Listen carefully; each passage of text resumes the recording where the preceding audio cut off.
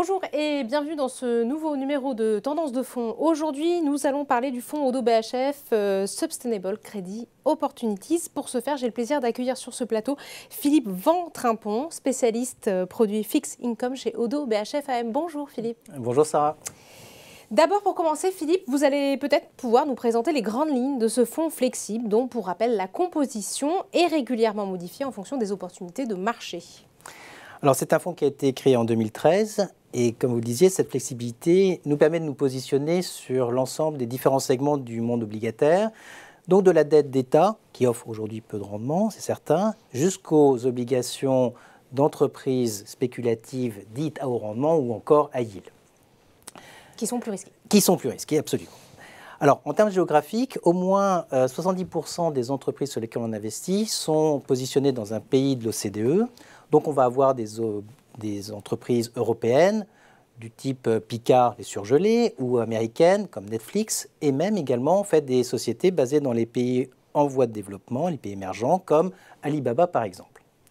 Alors, sur un cycle de 3 ans, nous visons à générer une performance supérieure à 3% par an net de frais, au-delà de l'EONIA, qui est le taux de référence du marché interbancaire.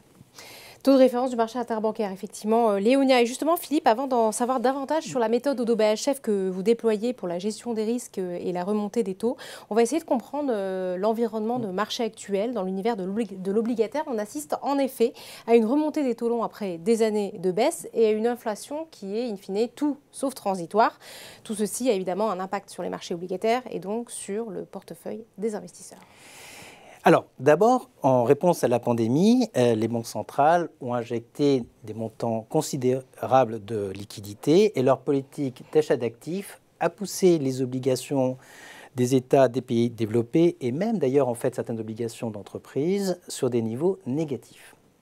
Alors, comme vous le mentionnez, Sarah, aujourd'hui, l'environnement n'est pas sans incertitude. La hausse de l'inflation, qu'on connaît déjà depuis quelques mois maintenant, provient de différentes sources. Entre autres, les problèmes liés aux chaînes d'approvisionnement, mais également la hausse des prix des transports, des matières premières et de l'énergie.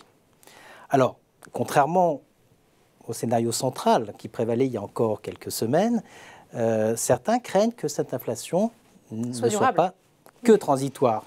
Alors, la vraie question que les investisseurs se posent, mais également les banquiers centraux, c'est de savoir si cette inflation ne va pas être suivie par une hausse des salaires. Et cette fois-ci, ça pourrait générer une remontée durable de l'inflation.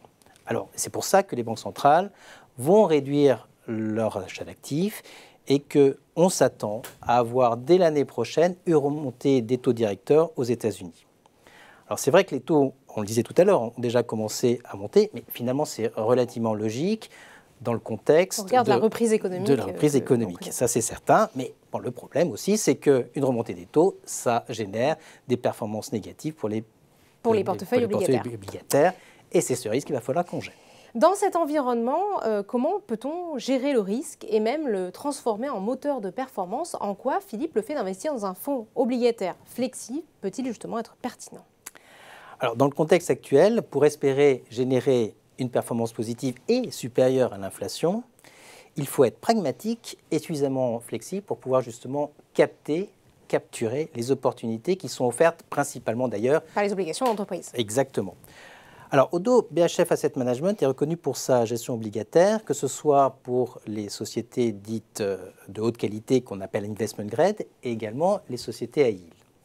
Alors, les sociétés à yield, elles sont plus risquées, donc il faut être capable d'avoir une analyse très précise en profondeur de ces sociétés.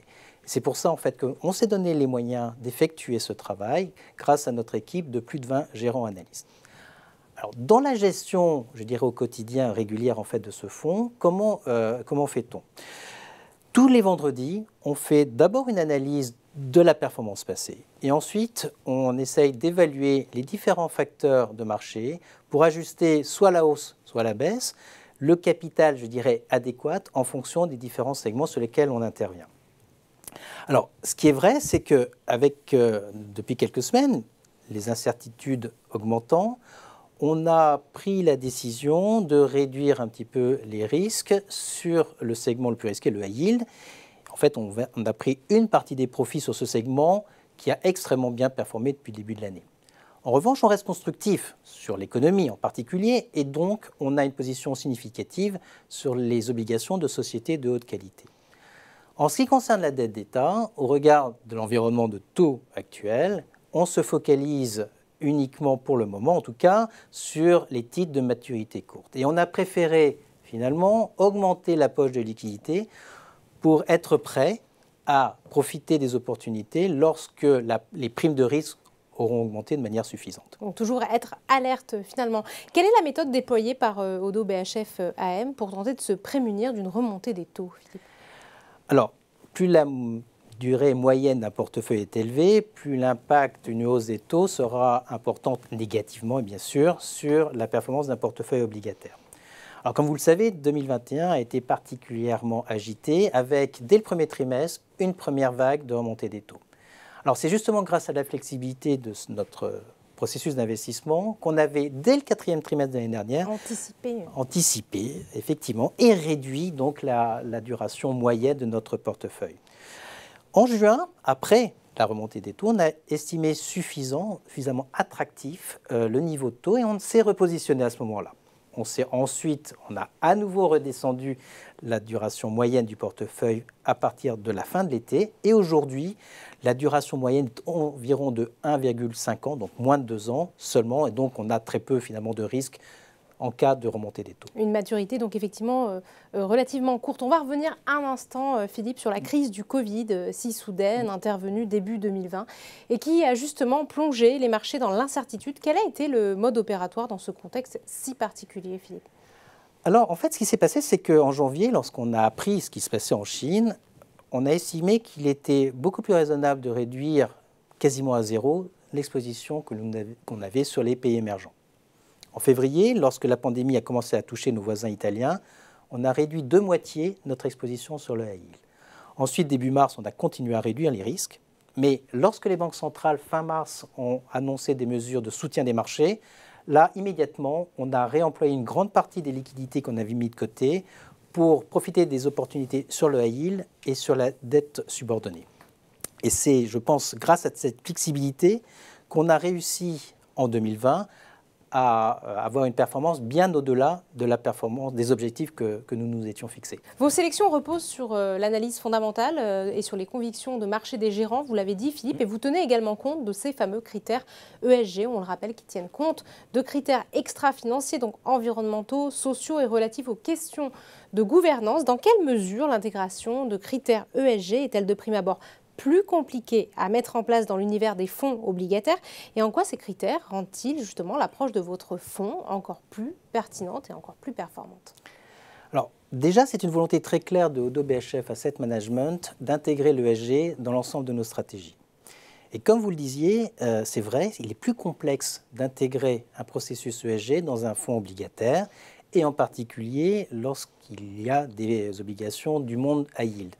Alors la raison, c'est clair, hein. Je pense que les sociétés du monde high yield sont en général de plus petite taille que les sociétés du CAC 40 par exemple. Et donc ce sont des sociétés qui n'ont pas forcément l'habitude de communiquer autour de ces critères-là.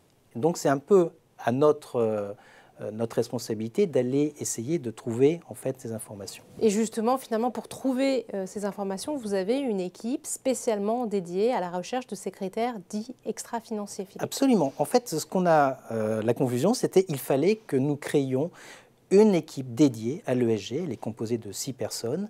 Et donc, en fait, cette équipe a non seulement fait ce travail de recherche d'informations, mais a établi une démarche et qui a peut-être une particularité importante, qui est de mettre un point important sur la gouvernance d'entreprise et le capital humain.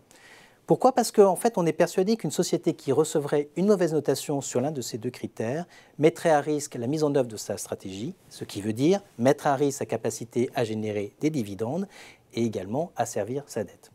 Alors, je pense qu'on est vraiment très fiers d'avoir réussi à intégrer un processus aussi abouti en termes d'ESG dans notre fonds ODDO BHF Sustainable Credit Opportunities, même si on a une portion en fait high yield qui est relativement importante. Mais en fait, tout ça est complètement cohérent avec notre souhait de construire des portefeuilles de très haute qualité, que ce soit en termes financiers et en termes Extra-financiers. extra-financiers. Absolument. Merci Philippe.